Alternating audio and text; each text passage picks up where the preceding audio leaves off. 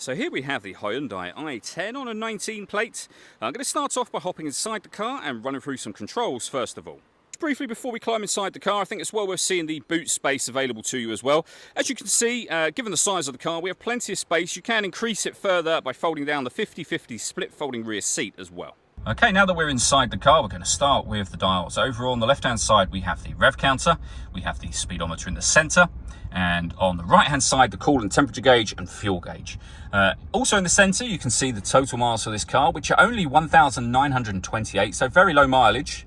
You can change the information that's displayed in that section by pressing the trip computer button out on the steering wheel here. You can also reset trip computer information from there. Above that, we have cruise control and speed limiter.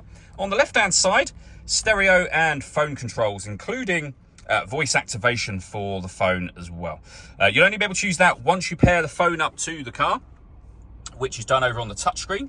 If we go to all menus, you can hit the phone button and then add new, which we're not going to do at the moment. When it comes to music, we have the radio, DAB, FM and AM radio, as you can see, and the volume for the stereo is just there. If you want to listen to your own music, you'd hit the media button. Nothing is connected at the moment, which is why that won't work. You can connect up an auxiliary device, a USB device. You can also stream your music wirelessly via Bluetooth audio once you've paired your phone. And depending on the phone you have, we've got Android Auto and Apple CarPlay available as well. This car's also got satellite navigation. There's a full video showing how the sat-nav works, which you can find on our website and on our YouTube channel as well. Below that, as I say, we have the main volume for the stereo. We then have the air conditioning. So you can adjust the temperature, the fan speed, and the direction that the air is being distributed in.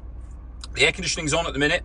So that's off, back on again, with our heated rear screen beneath that. And over on the right-hand side, we can either bring in fresh air from outside the car or recirculate the air that's in it. That's a great way of heating up the car or cooling it down quickly, depending on the temperature you set over on that left-hand side. Below that, we have a 12-volt charging socket, auxiliary and USB inputs, and a 5-speed manual gearbox.